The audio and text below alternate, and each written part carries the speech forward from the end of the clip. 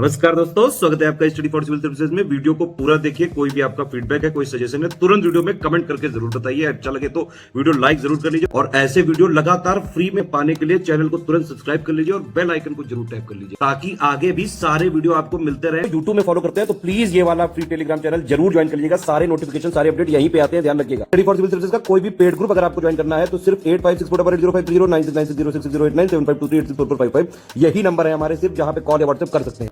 Instagram पे हमारा page जरूर फॉलो कर लीजिएगा, study for civil dot services है। ट्विटर पे हमको जरूर फॉलो कर लीजिएगा, @स्टडी फॉर सिविल्स है। सारे क्वेश्चन अटेम्प्ट करिए और स्कोर अपना तुरंत कमेंट करके बताइए। नमस्कार, मैं हूं ओम द्विवेदी। स्वागत करता हूं आपका स्टडी फॉर सिविल सर्विसेज में, जिसमें आज हम लेखपाल के एक पोर्शन ग्राम समाज और विकास के बारे में बात करेंगे। और शुरू करने से पहले मैं आपको बता दूं कि स्टडी फॉर सिविल सर्विसेज के कई फ्री और पेड कोर्सेज यूट्यूब और टेलीग्राम पर मौजूद हैं, जिन्हें आप इस लिंक के थ्रू और इन दो नंबर्स पे कॉल करके ज्वाइन कर सकते हैं। इसके अलावा हमारा यूकेपीएससी, बीपीएससी, यूपीपीएससी पे और आरओ पे अलग अलग कोर्सेज टेलीग्राम पर और यूट्यूब पे मौजूद हैं, जिन्हें आप ज्वाइन कर सकते हैं। और हमारा पहला क्वेश्चन है, ग्राम पंचायत का कार्यकाल है जो वो कितने वर्ष का होता है। ठीक है, फैक्ट है, डायरेक्ट पूछा जा सकता है। 1 वर्ष, 3 वर्ष, 5 वर्ष या 6 वर्ष। तो आंसर है इसका 5 साल का होता है। ठीक है, जो पहली बैठक होती है, जिस भी दिनांक को फिक्स की जाती है पहली बैठक, उस दिन से लेकर के आपके जो 5 साल होते हैं, ठीक, तो वो पीरियड होता है। तो आंसर हो जाएगा सी। अगला देखें, ऐसे पंचायत क्षेत्र जिसमें 1000 तक की जनसंख्या हो, उसमें ग्राम पंचायत सदस्य हैं जो वो कितने होंगे। आपके 9 होंगे, 11 होंगे, 13 होंगे या 15 होंगे। तो आंसर हो जाएगा इसका 9 होंगे उसमें। ठीक है, और जिसमें 9 में एक आपका ग्राम प्रधान होगा, ठीक है, और प्लस 9 सदस्य होंगे। ठीक है, तो आंसर हो जाएगा ए। अगला देखिए, निम्नलिखित में से कौन से ग्राम पंचायत के करते हैं। ग्राम पंचायत के कार्य कौन कौन से वो आपको बताने हैं। ठीक है, फंक्शंस देखिए, कृषि और बागवानी का विकास और प्रोन्नति, ये ग्राम पंचायत का काम है। ठीक, बंजर भूमि और चारागाह भूमि का विकास, ये भी ग्राम पंचायत का कार्य है। तो दोनों ही कार्य हैं, आंसर हो जाएगा सी। ठीक है, अगला देखिए, न्याय पंचायतों का गठन निम्नलिखित में से किसके द्वारा किया जाता है। राज्य सरकार करती है, उच्च न्यायालय करता है, आपका उच्चतम न्यायालय करता है, केंद्र सरकार करती है। ठीक है, तो न्याय पंचायतों का गठन है जो वो आपके राज्य सरकारों के द्वारा किया जाता है। तो ए आंसर हो जाएगा। बेसिकली क्या है कि जिले को सर्कल्स में विभाजित किया जाता है और प्रत्येक सर्किल में एक आपकी न्याय पंचायत को एस्टेब्लिश किया जाता है। ठीक है, और कौन करता है, राज्य सरकार करती है।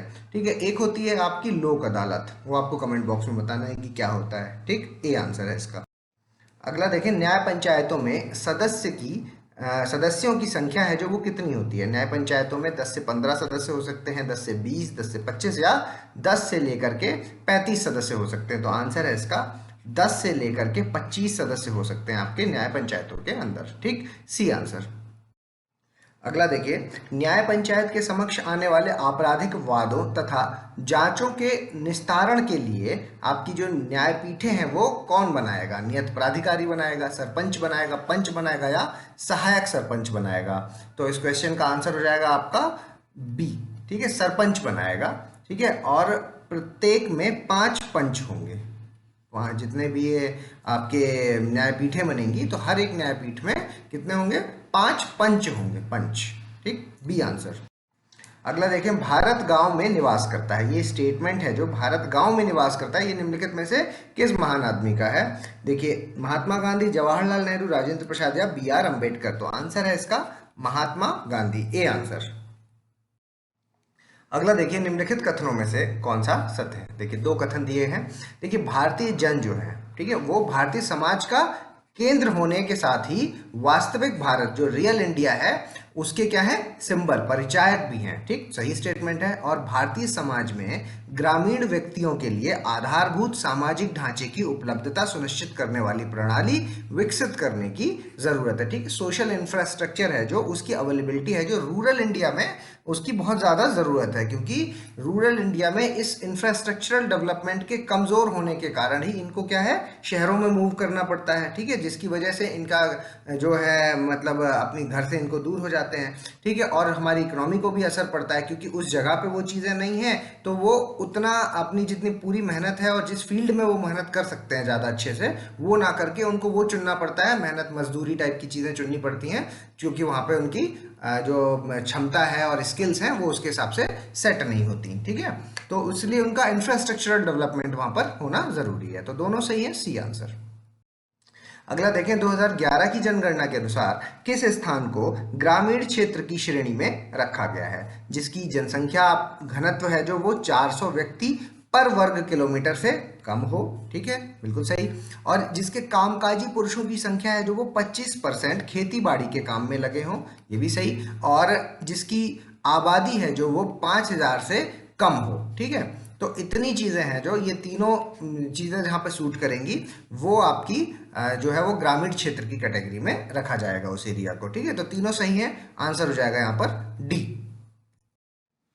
अगला देखिए, ग्रामीण क्षेत्रों के उन्नयन के लिए भारत निर्माण योजना है जो इसका प्रारंभ कब किया गया? 2000 में, 2002, 2005 और 2008 में। तो आंसर हो जाएगा 2005। फैक्ट है, याद रखिएगा। अगला देखिए, राष्ट्रीय कृषि नीति का शुभारंभ है जो कृषि और सहकारिता विभाग कृषि मंत्रालय द्वारा कब किया गया? ठीक है, कृषि मंत्रालय का एक विभाग है कृषि और सहकारिता विभाग, ठीक है। तो ये देखिए कितने सारे फैक्ट हो गए यहाँ पे। राष्ट्रीय कृषि नीति, ठीक है, एक। दूसरा किसने स्टार्ट किया? कृषि और सहकारिता विभाग।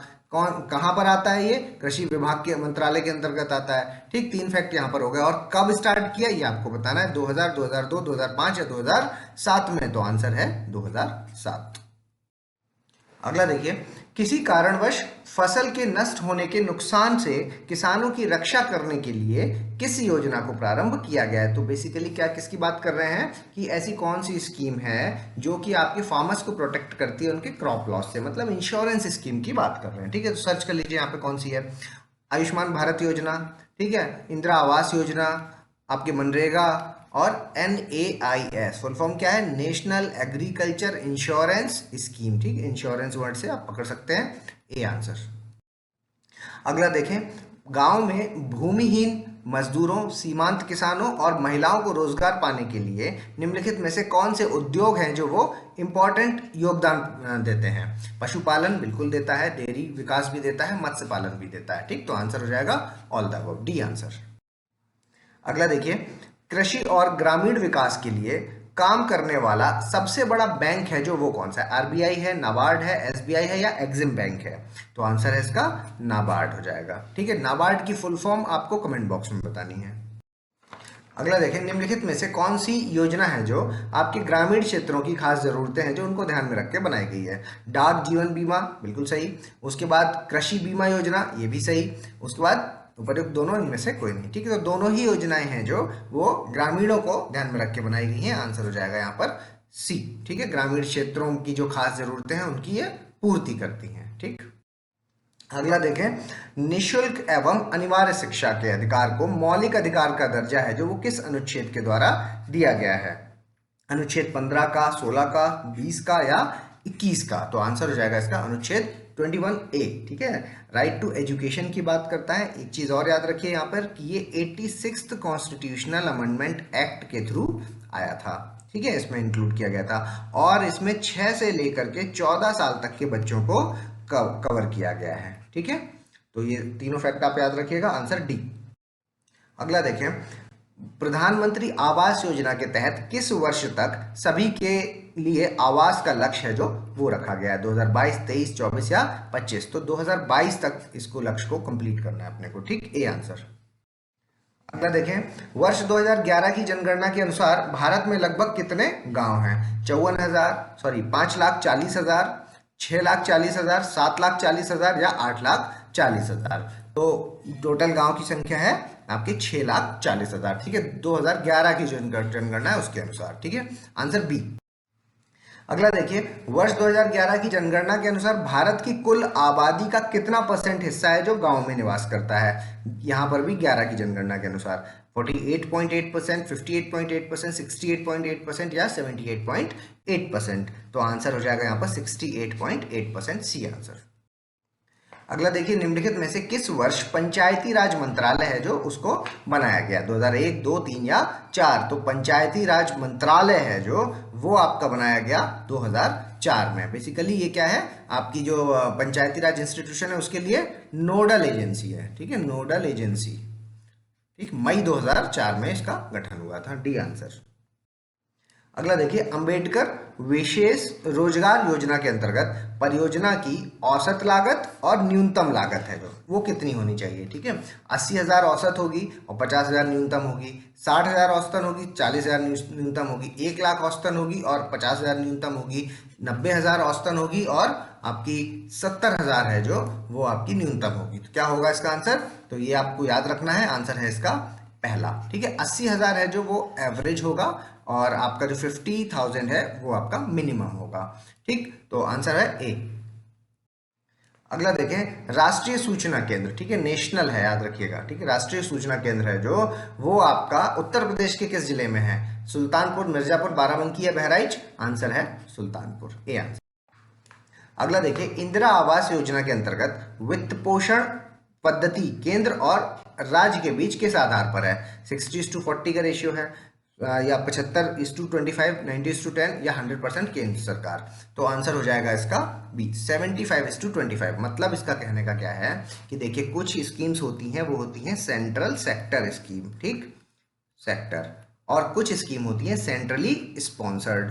ठीक है, तो जो आपकी सेंट्रल सेक्टर स्कीम होगी उसमें जो पैसा है वो पूरा का पूरा 100% आपकी केंद्र सरकार देती है, और जो सेंट्रली स्पॉन्सर्ड स्कीम्स होती हैं उनमें क्या है कि कुछ आपका जो अनुपात है उसमें डिसाइड किया जाता है। ठीक है, तो इस वाली जो इंदिरा आवास योजना है उसके तहत क्या डिसाइड किया है कि 75% पैसा है जो वो केंद्र सरकार देगी और 25% पैसा है जो वो आपकी जो है स्टेट गवर्नमेंट देगी। ठीक है, तो आंसर हो जाएगा यहाँ पर बी। अगला देखिए, मध्याह्न भोजन मिड डे मील कार्यक्रम है जो उसके मानदंडों में से कौन सही सुमेलित है। देखिए, मिड डे मील की संपूर्ण गुणवत्ता है जो वो हर महीने में उसकी निगरानी होती है। ठीक, तो सही है। उसके बाद सामाजिक एवं लिंग समानता का प्रोत्साहन के लिए दैनिक निगरानी होती है, ये भी सही है। और विविध व्यंजनों का क्रियान्वयन है जो इसके लिए मासिक निगरानी होती है, ये भी सही है। ठीक, आंसर हो जाएगा डी। अगला देखिए, निम्नलिखित कथनों में से कौन सा सत्य है। स्वर्ण जयंती ग्राम स्वरोजगार योजना ग्रामीण क्षेत्रों में आय रहित व्यक्तियों को स्वरोजगार के अवसर उपलब्ध कराने से संबंधित है। बिल्कुल सही, नाम से ही समझ में आ रहा है। ठीक, और ये आप याद रखिए कि ये आपकी 1 अप्रैल याद रखें या ना रखें, ये जरूर याद रखिए, 1999 को प्रारंभ की गई है। ठीक, तो आंसर हो जाएगा यहाँ पर सी। ठीक है, स्वर्ण जयंती ग्राम स्वरोजगार योजना। ठीक है, ऐसे शॉर्ट फॉर्म में भी पूछ सकते हैं, तो इसकी फुल फॉर्म भी आप याद रखिएगा, आंसर सी। अगला देखिए, उत्तर प्रदेश के चकबंदी योजना का प्रारंभ है जो वो किस तहसील से हुआ है, कैराना तहसील से, मुसाफिर तहसील से या उझानी तहसील से। तो आंसर हो जाएगा इसका 1 और 2, कैराना और मुसाफिर। ठीक है, आंसर ए हो जाएगा इसका। बेसिकली कैराना तहसील है जो ये आपकी मुजफ्फरनगर में है। ठीक, मुजफ्फरनगर वेस्ट यूपी में आता है ये, मुजफ्फरनगर। ठीक है, और मुसाफिर तहसील है जो ये आपकी सुल्तानपुर में है, सुल्तानपुर में। ठीक है, ईयर भी आपको याद रखना है कि कब से चकबंदी योजना यहाँ पर स्टार्ट की यूपी में, तो 1954। ठीक, ये ईयर भी आपको याद रखना है, आंसर हो जाएगा ए। अगला देखिए, संपूर्ण उत्तर प्रदेश में चकबंदी योजना कब से लागू की गई है, 54 से, 55 में, 56 या 58 में। तो देखिए, जो पीछे अभी हमने डिस्कस किया वो दोनों 1954 में वहां पर एक बार को ट्रायल था। ठीक है, तो जब वहां पर सक्सेसफुल हुआ तो उसके बाद पूरे उत्तर प्रदेश में है जो वो आपकी 1958 से लागू किया गया। तो आंसर डी हो जाएगा। अगला देखें, चकबंदी समिति में न्यूनतम और अधिकतम कितने सदस्य होते हैं, न्यूनतम 5, अधिकतम 11, न्यूनतम 6, अधिकतम 12, न्यूनतम 7, अधिकतम 13 या न्यूनतम 8, अधिकतम 14। तो आंसर हो जाएगा इस क्वेश्चन का ए। ठीक है, कम से कम 5 और ज्यादा से ज्यादा 11 सदस्य हो सकते हैं। ठीक, ए आंसर। अगला देखिए, चकबंदी लेखपाल निम्नलिखित में से किसके अधीन होते हैं, जिला मजिस्ट्रेट के अधीन, उपखंड अधिकारी के अधीन। ठीक है, देखिए, सब डिविजनल ऑफिसर या सब डिविजनल मजिस्ट्रेट। ठीक है, ये 2 लोग होते हैं, SDM जिसको आप जो बनना चाहते हैं वो, और आपका एसडीओ, ठीक है। बेसिकली यूपी में एसडीओ नहीं होते हैं, ठीक है, ये आपके राजस्थान वगैरह में एसडीओ भी होते हैं, अलग पोस्ट होती है, ठीक है। हमारे यहाँ क्या होते हैं, एसडीएम, सब डिविजनल मजिस्ट्रेट, ठीक, चकबंदी आयुक्त या मुख्य सचिव। तो आंसर हो जाएगा यहाँ पर सी, चकबंदी आयुक्त, सी आंसर। अगला देखें, सजरा, ठीक है। शजरा क्या है, भूचित्र है, मतलब लैंड का मैप है, ठीक है। आप लोगों में से अगर कोई भी कचहरी वगैरह गया है, ठीक है, उसने अपनी जमीन वगैरह के साथ कुछ जानकारी रखी है, तो काफ़ी चीज़ें वो इस एग्जाम में अपने आप ही इस पोर्शन से हैंडल कर लेगा, ठीक है। देखिए शजरा क्या होता है, भूचित्र, भूमि का ब्यौरा, फसल का ब्यौरा या भूमि नापने का यंत्र होता है, ठीक है। तो देखिए भूमि चित्र है जो, वो होता है आपका सजरा, ठीक है। कचहरी से बेसिकली क्या, एक मैप निकाला जाता है, उस मैप में क्या है कि सारी इंफॉर्मेशन होती है कि खेत आपका क्या, उसमें नंबर लिखे होते हैं सब, ठीक है। और वही नंबर आपके खतौनी में भी दिए होते हैं। आप कहेंगे खतौनी क्या है, तो खतौनी वो है जिसमें कि भूमि का ब्यौरा दिया होता है, ठीक है, कहाँ किसकी भूमि है वो सब, और कितनी है, ठीक, और कितने लोगों में बटी है, वो सब उसके अंदर लिखा होगा। उसके अलावा फसल का ब्यौरा होता है खसरा, ठीक है, खसरा होता है, फसल का ब्यौरा होता है जिसमें, ठीक है, कौन सी फसल बोई गई कौन सी नहीं, वो सब खसरे में मौजूद होता है, ठीक है। उसको हमेशा अपडेट करना होता है, मतलब वो लेखपाल वगैरह उसको जो है हर 6-6 महीने में अपडेट करते हैं, ठीक। तो और भूमि नापने का यंत्र, इसको जरीब बोलते हैं, जरीब, ठीक है। जरीब है जो, ये भूमि नापने का यंत्र है, वो एक चेन होती है बेसिकली, एक चेन, ठीक है। ये सब हम आगे क्वेश्चंस में देखने वाले हैं, ठीक है। तो याद रखिए सजरा क्या है, एक भू चित्र है, ए आंसर हो जाएगा। अगला देखें, निम्नलिखित कथनों में से कौन सा सत्य है। देखिए चकबंदी अधिनियम एक स्वतः परिपूर्ण विशेष अधिनियम है, ठीक, अपने आप में एक स्पेशल एक्ट है, सेल्फ फुलफिल करता है जो अपने आप को, बिल्कुल सही है। और इसके अंतर्गत चकबंदी प्राधिकारियों को अधिकार भी प्रदान दिए गए हैं, किए गए हैं, ठीक है। तो इसमें क्या है कि अथॉरिटीज को एम्पावरमेंट रहे, ताकि उनके पास अपने अधिकार भी रहे कुछ काम करने के लिए, तो वो भी इसमें दिए गए हैं, ठीक है। तो ये जो अधिनियम है, एक्ट है, ये अपने आप में कंप्लीट एक्ट है, ठीक। तो आंसर हो जाएगा यहाँ पर सी, दोनों ही यहाँ पर सही स्टेटमेंट है। अगला देखिए, चक रोड क्या होता है, खेत से जुड़ा हुआ रास्ता, खेत से जुड़ी हुई पक्की सड़क, व्यक्ति के निकलने वाली मेड़, या इनमें से कोई नहीं, ठीक है। तो अगर आप कभी खेतों में गए हैं तो मान लीजिए कि ये आपका पीस ऑफ लैंड है, ठीक, ये जमीन है, यही बगल में ये मान लीजिए ये 3 है लैंड, ठीक है, ये ए का है, ये बी का है, और ये सी का लैंड है। ये बगल से जा रही है मेन रोड, हाईवे जा रहा है, ठीक है। तो यहाँ से ये जुड़ी हुई है, इसको यहाँ एंट्री है, यहाँ ये इधर निकल सकता है और ये यहाँ निकल सकता है, ठीक है। और ये पीछे दूसरे के खेत है इधर, ठीक है, ये इधर ऐसे ऐसे, ठीक है, इस डी ई एफ मान लीजिए। तो बेसिकली क्या है कि इस जगह पर ऐसे करके थोड़ा सा यहाँ पर रास्ता दिया जाएगा, और वो रास्ता कितना होगा कि ये आदमी अपना व्हीकल लेकर के यहाँ से ऐसे करके जा सके, ये यहाँ से जा सके, मतलब खेतों के बीच में एक जो कच्चा रास्ता दिया जाता है, ठीक है, ये हम खेतों के बीचों बीच से निकाला जाएगा ये रास्ता, और वो इतना चौड़ा होना चाहिए कि अपना व्हीकल आपका जा सके, ठीक है। अब खेतों के बीच में ऐसे तो मेड़ बनी होती है बीच बीच में, ठीक है, तो ये देखिए पूछा गया जो मेड़, ठीक है, तो वहां से पैदल आदमी जा सकता है, लेकिन वो चक रोड नहीं है। चक रोड क्या है कि ऐसी रोड जहां से बीच से रास्ता है। कई बार, चलिए यहाँ पे मैंने ऐसा डायग्राम बना दिया जिसमें इधर रोड थी, कई बार क्या होंगे कि ऐसे कुछ जमीनें होंगी जो लॉक्ड होंगी, ठीक है, तो उनमें क्या है कि एक रास्ता दिया जाता है, कच्चे रास्ते बीच में, उसको क्या कहते हैं बेसिकली, चक रोड कहते हैं। तो आंसर हो जाएगा यहाँ पर ए, ठीक है। चक रोड क्यों कहते हैं, क्योंकि ये जो पीस ऑफ लैंड है इसको यूपी में चक बोला जाता है, कि ये 1 चक 2 चक 3 चक इस तरह से बोला जाता है, ठीक है। तो उससे निकलने वाला रोड चक रोड हो गया, ठीक है। अगला देखिए, जमाबंदी के बारे में कौन सा कथन सत्य है। जमाबंदी का अर्थ अभिलेखों के अधिकार से है, ठीक है, राइट्स ऑफ रिकॉर्ड, बिल्कुल सही, और यह भूमि अभिलेखों को इंगित करता है, मतलब लैंड रिकॉर्ड्स को, ठीक, ये भी सही है, आंसर हो जाएगा यहाँ पर सी। अगला देखिए, जमाबंदी की 2 प्रतियां होती हैं बेसिकली, ठीक है, तो वो किसके पास रहती हैं, एक सरकार के पास रहती है, दूसरी पटवारी के पास, या एक सरकार के पास दूसरी लेखपाल के पास, या एक सरकार के पास और दूसरी उपखंड अधिकारी के पास, या आपके एक सरकार के पास और दूसरी जिला मजिस्ट्रेट के पास। तो आंसर हो जाएगा यहाँ पर ए, ठीक है, एक सरकार के पास और दूसरी पटवारी के पास। अब देख लीजिए कितने इंपॉर्टेंट व्यक्ति हैं ये पटवारी, ठीक है, एक सरकार के पास दूसरी पटवारी के पास, ए आंसर।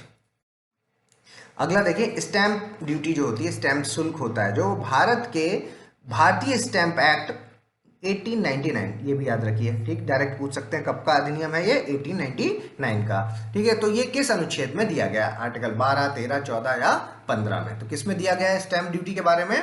तो इस क्वेश्चन का आंसर हो जाएगा आपका आर्टिकल 13। अगला देखिए, स्टैंप ड्यूटी है जो निम्नलिखित में से किस पर लगाया जाता है? भूमि की बाजार कीमत पर, अनुबंध मूल्य पर, या इन दोनों में से जो भी ज्यादा हो उस पर, या इनमें से कोई नहीं? तो आंसर है जो भी इन दोनों में से ज्यादा हो उस पर। अगला देखिए, जरीब किसे कहते हैं? अभी हमने डिस्कस किया। जरीब आपका कृषि खेत मापने वाली जंजीर है, कृषि खेत को मापने वाली एक लाठी है, या एक टेक्निक है, या इनमें से कोई नहीं? तो वो एक जंजीर है, ठीक है, ये आंसर। अगला देखिए, जरीब की लंबाई कितनी होती है? 50 गज, 55 गज, 60 गज या 65 गज? तो आंसर है इस क्वेश्चन का आपका 55 गज, बी आंसर हो जाएगा इसका, ठीक है। 55 गज लिखा हुआ आ जाए या 20 नॉट लिखा हुआ आ जाए, ठीक है, नॉट, ठीक है, तो एक ही बात है यहाँ पर, 55 गज। अगला देखिए, जरीब के वर्ग को क्या कहते हैं? जरीब का जो स्क्वायर है उसको क्या कहेंगे? 1 बीघा, 1 एकड़, 1 हेक्टेयर, या सब, मतलब सब कुछ कह सकते हैं। तो ये तो लॉजिकल है, 1 बीघा कहेंगे, ए आंसर।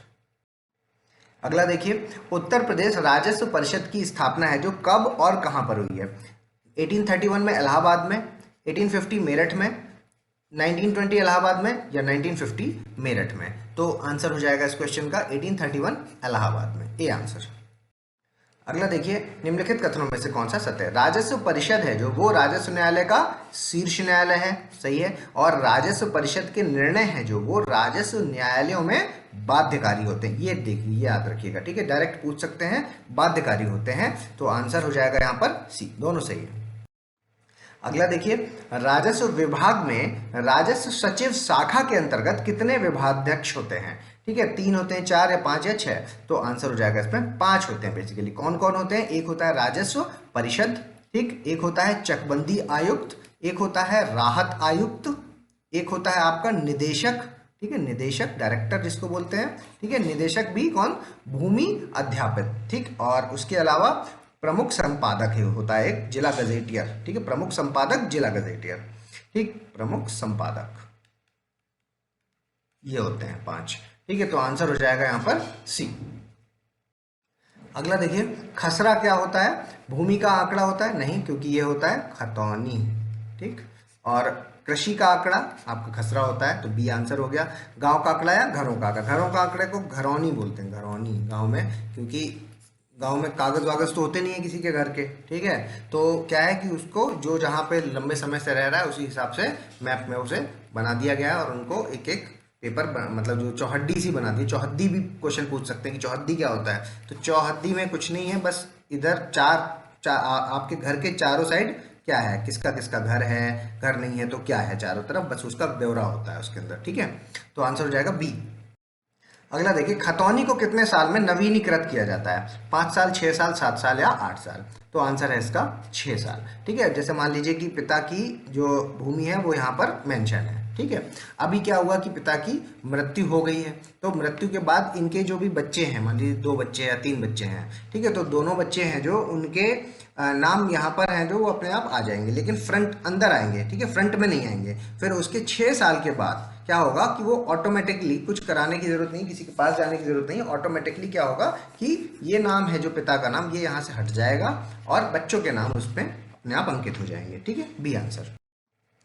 अगला देखिए, निम्नलिखित में से कौन सी खेती जमीन के मुख्य दस्तावेज हैं जो लेखपाल द्वारा तैयार किए जाते हैं? किसान बही, बिल्कुल सही, खसरा और खतौनी, तीनों ही हैं जो आपके लेखपाल के द्वारा तैयार किए जाते हैं। तो आंसर हो जाएगा डी। अगला देखिए, किसान वही है जो, उससे संबंधित कथन है, किसान वही किसानों के पास रहती है, ठीक, बिल्कुल सही। और किसान वही पर किसान की खेती, उसका प्रकार, मात्रा और उसका जो हक है उसका पूरा विवरण है जो वो लिखा होता है, ठीक है। तो आंसर हो जाएगा यहाँ पर सी, दोनों ही सही है, ठीक है। अगला देखिए, फसली वर्ष है जो वो कब से कब तक होता है? याद रखिएगा, फैक्ट है, 1 जुलाई से 30 जून, 1 जून से 30 जून, 1 मई से 30 जून, 30 जुलाई से 30 जून। तो आंसर है इसका 1 जुलाई से लेकर के अगले साल की 30 जून तक होता है, ठीक है। अगला देखिए, तहसील दिवस किस दिन होता है? माह के पहले और तीसरे मंगलवार को, माह के पहले और तीसरे बुधवार को, माह के पहले और तीसरे गुरुवार को, या माह के पहले और तीसरे शुक्रवार को। तो आंसर है इसका ए। ठीक है, माह के पहले और तीसरे मंगलवार को जो है आपका तहसील दिवस मनाया जाता है। तहसील दिवस में आपका जितने भी एसडीएम हो गए और कानून गो हो गए, उसके अलावा आपके तहसीलदार हो गए, नायब तहसीलदार हो गए, लेखपाल हो गए, पटवारी हो गए, ये सब लोग एक जगह पर मौजूद होते हैं और फिर आप अपनी शिकायत लेकर के उनके पास जा सकते हैं। ठीक है, ए आंसर। अगला देखिए, निम्नलिखित अधिकारियों को उनके पद के अनुसार आपको लगाना है। ठीक है, तो सबसे छोटा है पटवारी, फिर लेखपाल, फिर कानूनगो और फिर नायब तहसीलदार। ठीक है, इसके बाद आपके तहसीलदार, फिर एसडीएम, फिर उसके बाद एडीएम, फिर डीएम। ठीक है, इस तरह से चलता है रेवेन्यू वाला। ठीक, तो आंसर हो जाएगा यहाँ पर आपका ए। अगला देखें, पट्टे पर दी जाने वाली जो भूमि है उसकी अधिकतम सीमा क्या है? 8 एकड़ है, 10 एकड़ है, 12 एकड़ है या 15 एकड़ है? तो अधिकतम सीमा है जो वो है 12 एकड़। ठीक है, 12 एकड़ में जो पट्टे में जो भूमि दी जा रही है वो, प्लस जो खुद की पहले से है वो, ठीक है, मिला करके मैक्सिमम है जो वो 12 एकड़ होनी चाहिए। ठीक है, सी आंसर। अभी आपको वीडियो को पॉज करना है, अपना स्कोर हमें कमेंट बॉक्स में बताना है। अगर अभी तक आपने हमारे चैनल को सब्सक्राइब नहीं किया तो सब्सक्राइब करें, बेल आइकन की बटन दबाएं। जल्दी मिलेंगे अगले टॉप 50 क्वेश्चंस के साथ, तब तक के लिए धन्यवाद।